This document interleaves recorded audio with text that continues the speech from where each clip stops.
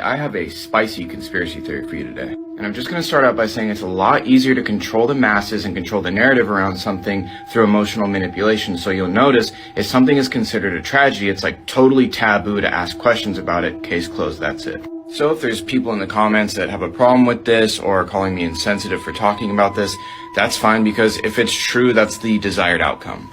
Anyways, this is the crew of the 1986 Challenger space shuttle mission. Infamously, on January 28, 1986, the space shuttle exploded right after takeoff. The disaster was broadcast on live television to 40 million viewers. Two men, Bob Eberling and Roger Boisjoli, worked tirelessly to warn NASA about an issue with the shuttle's O-rings, making calls and warning anyone that would listen going all the way back to October the prior year. They warned that if these O-rings were used on a launch on a day that was below 40 degrees Fahrenheit, that there would be a catastrophe. But of course, no one listened, which automatically kind of makes me think they wanted the catastrophe to happen. Roughly 80 seconds after the launch, the shuttle exploded and all 7 crew members lost their lives. This is Judy Resnick, an engineer and pilot aboard the Challenger mission. In 2013, an eagle-eyed internet user found Judith Resnick, a law professor at Harvard Law School. Some people were a little taken aback by the identical name, age, and likeness, so they started digging. This is Michael J. Smith, also an engineer and pilot aboard the Challenger shuttle,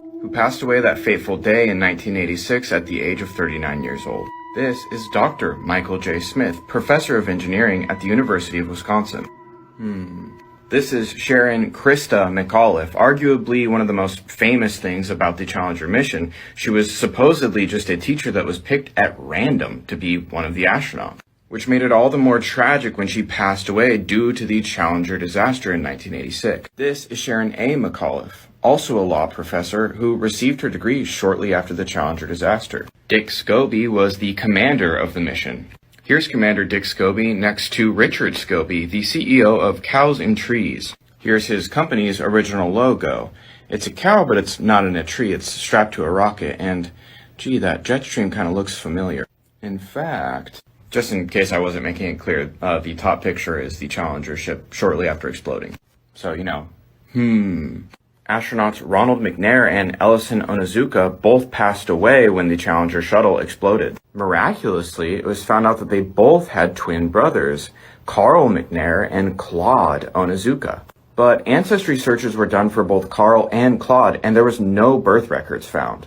And the odds of 2 sets of identical twins in a crew of 7 are astronomical. But that's just a theory. Rest in peace to the crew of the Challenger space shuttle mission.